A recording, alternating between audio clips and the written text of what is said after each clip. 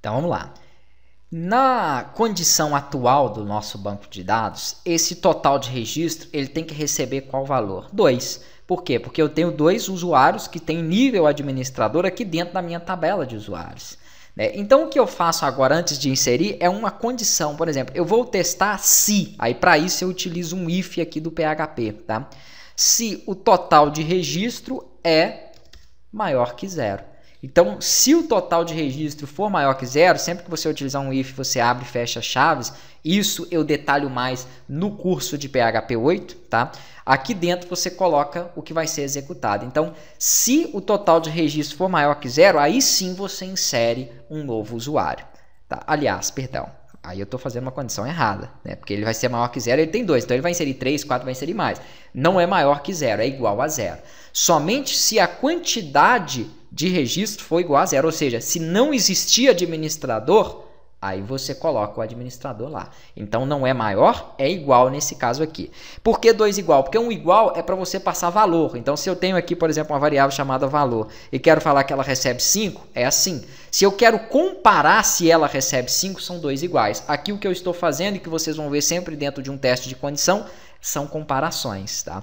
Então significa que se eu rodar novamente esse arquivo aqui, ó, a minha tela de login, ele não pode criar um terceiro administrador aqui, ó. Vamos atualizar.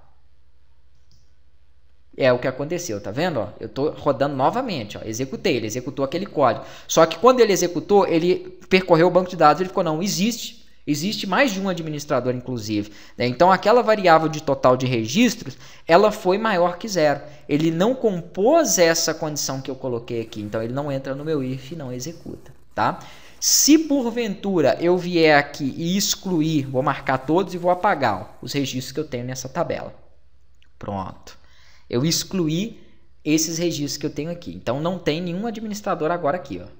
Se eu vier aqui e rodar novamente o arquivo, como não tem, ele vai criar dentro das condições que eu coloquei, aquelas informações. Tá aí, tá? E não cria de novo, ó. Não cria mais. Prontinho. Aí você fala, uai, mas ele começou errado, ele começou do 3. Não, ele não começou errado.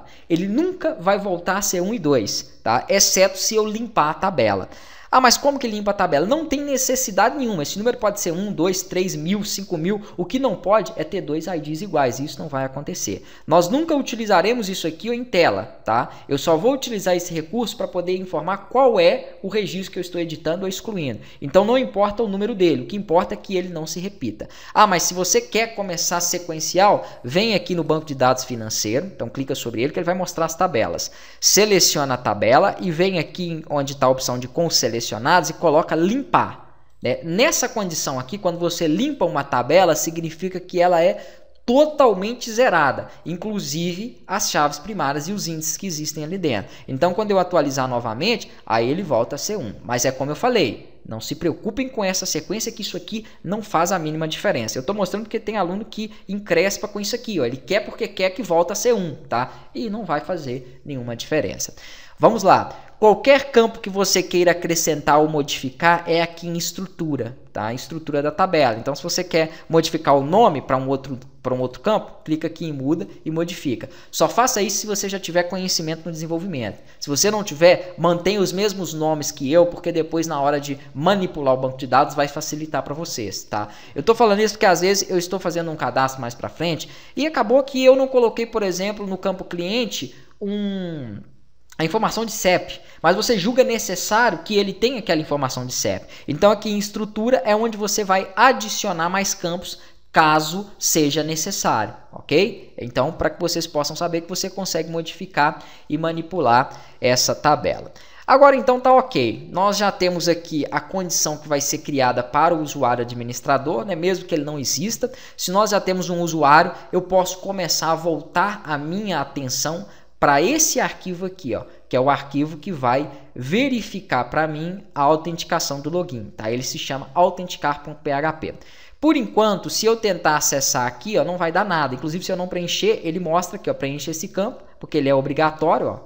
E se eu não preencher a data, a senha, a mesma coisa. Então nós já temos eles como requered ali.